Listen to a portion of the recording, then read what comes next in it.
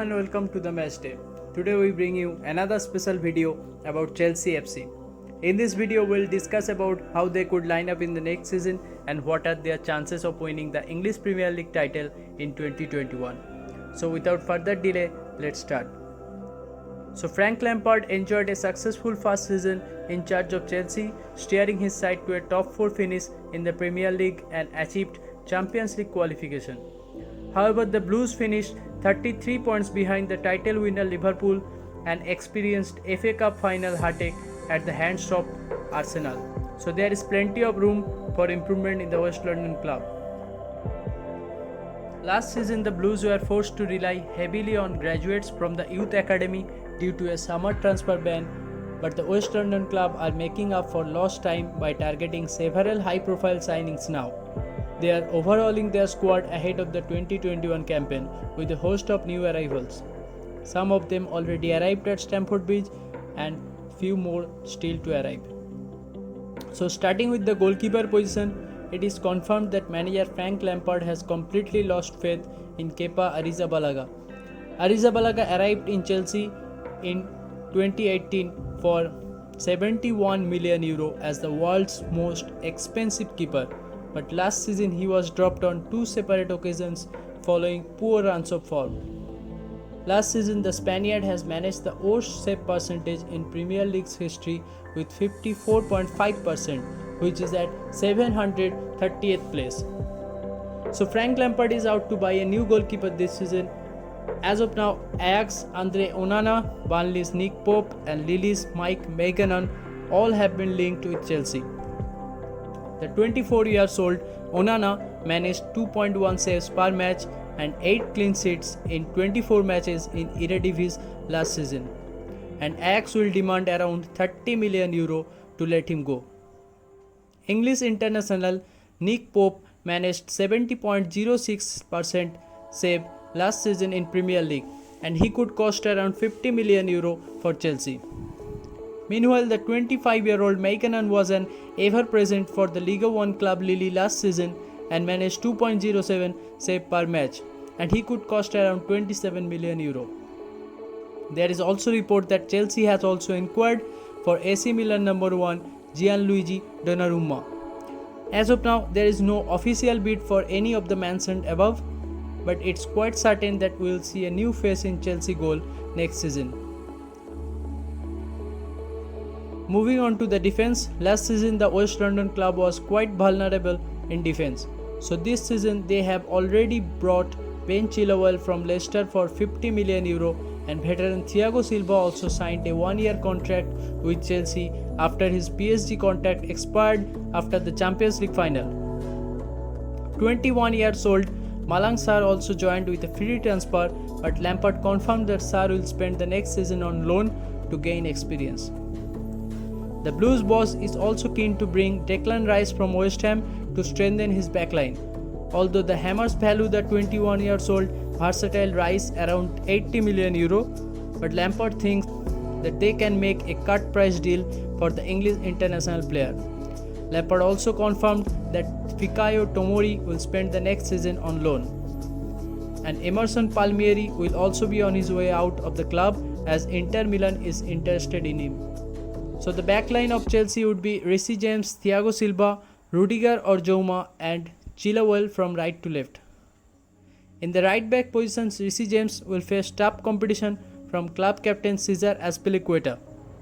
Andreas Christensen and Marcos Alonso will fight for their position starting from the bench.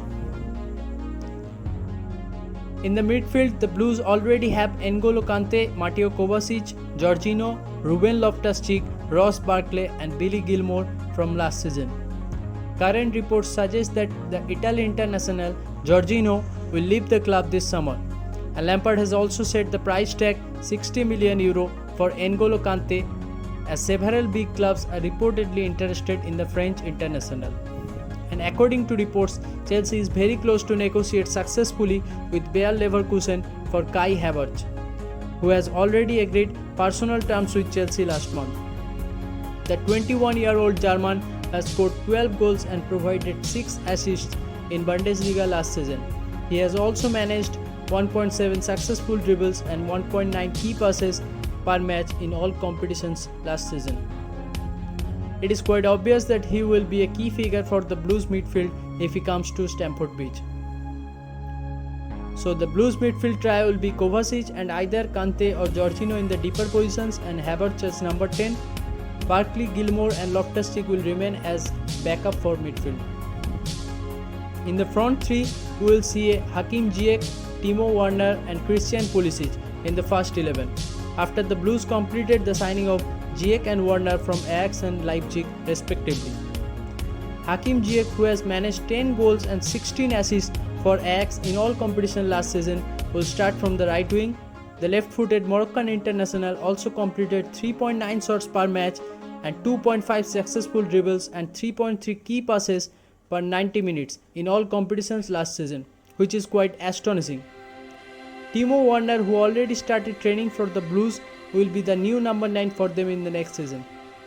The 24-year-old German was in prolific form for Leipzig last season, scoring 35 goals and providing 10 assists in all competition.